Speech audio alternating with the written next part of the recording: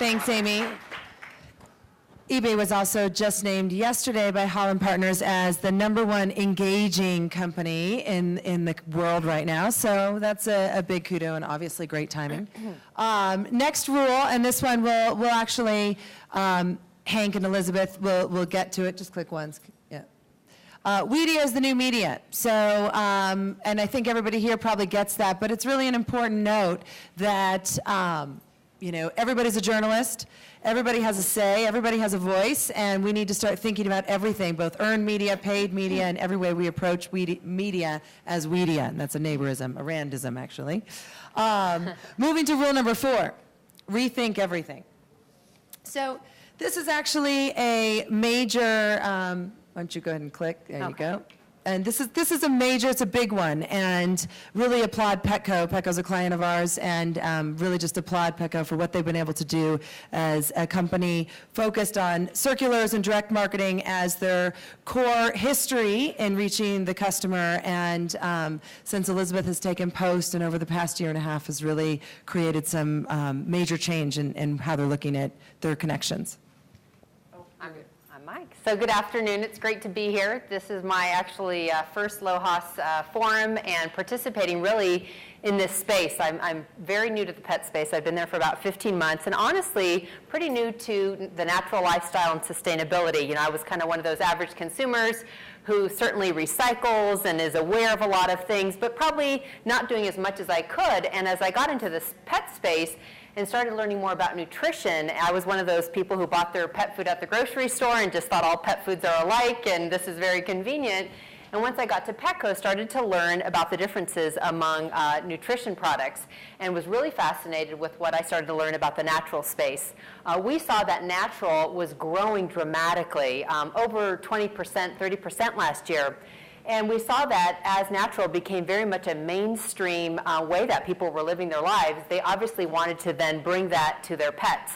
Because what you're probably all finding, and I'm sure many of you feel like your pets are part of your family, what's good for people is good for pets. And I think people started to look at what is the best that I can do for my pet, and certainly natural, not only nutrition products, but also natural and recycled, whether they were toys or bowls or leashes, were very interested in finding out ways to give that natural and sustainable lifestyle to their pets. So it was something we were very passionate about, and as we saw this growing, we wanted to better understand how we could continue to accelerate that growth. So we found that even though we had the largest selection actually of natural and organic pet products of any national retailer out there, not everyone really knew that story. So we felt like we could really be that destination for people who were looking for those kinds of products. But what we found was they just didn't know that we had them. In fact, when we first met Neighbor, and we were very interested in them because obviously they were experts in the LOHAS consumer and the natural space, they went to our stores and our first meeting, they're like, wow, we had no idea you guys sold all these products. You know, we feed our pets this, that, and the other, but we didn't even know that you offered it.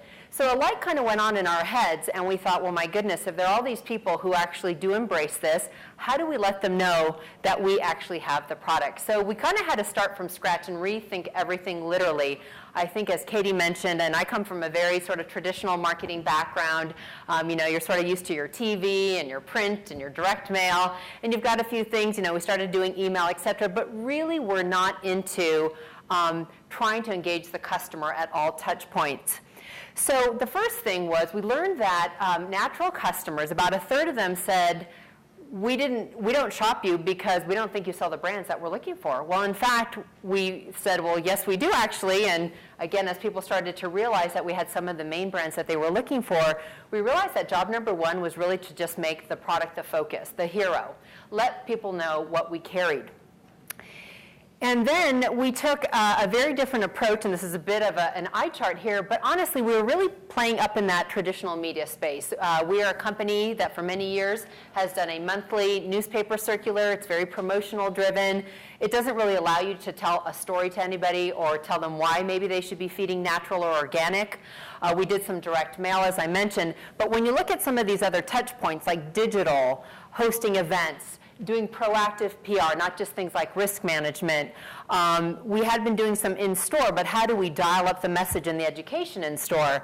cause marketing, partnerships that were relevant. These were some areas that we had just kind of started to put our toe in the water on, but really were not maximizing that full range of things that we needed to do to have that conversation with customers. And I'm sure many of you who are in marketing or trying to grow your businesses, it's a bit overwhelming, to be honest with you, right? Because now you have to think about taking your message and integrating it across 20 different vehicles. In fact, I was at a CMO roundtable yesterday with some major companies, and everyone was saying how, well, how do you all get together and agree on what we're going to message where and when and all of that? And it does become actually sort of a new challenge for us as we get into this new age of marketing.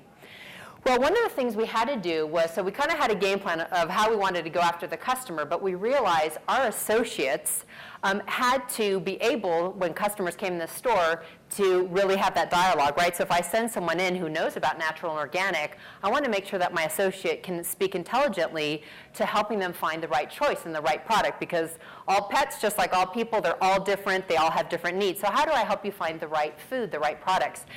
We actually created an avatar. Her name's Isabel, and she's a very friendly, fun gal.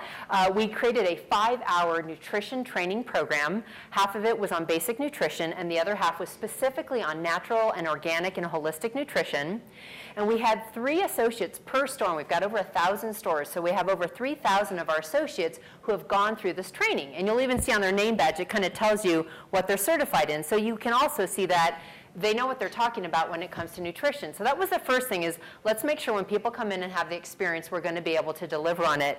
And also make them evangelists. You know, it's interesting, some of our stores, they're very, very passionate about natural. They won't even talk to you about any other kind of pet food, because they are true believers that this is the best way to feed your pet. So we wanted to make sure that we were supporting them with the right messages to get more customers very interested in these great products. The other thing we did, you know, historically, we hadn't really gone to the outside in using other experts. We felt that it was important that, again, as we talk about authenticity, that it wasn't just us pushing messages out to people, but that we had some third-party objective experts who were telling customers about the benefits of feeding natural.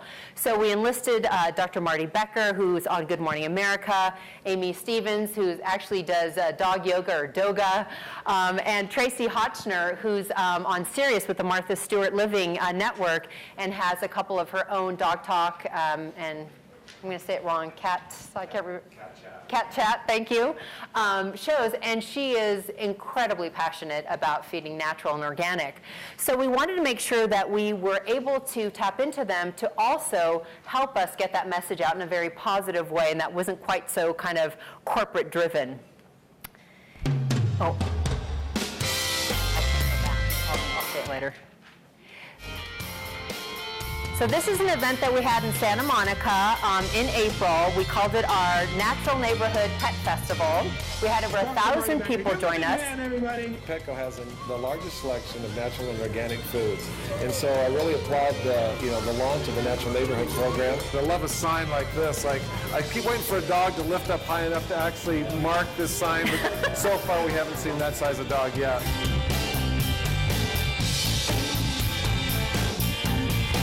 Of course, we invited people to bring their pets. And I'm the instructor of Yoga for Dogs.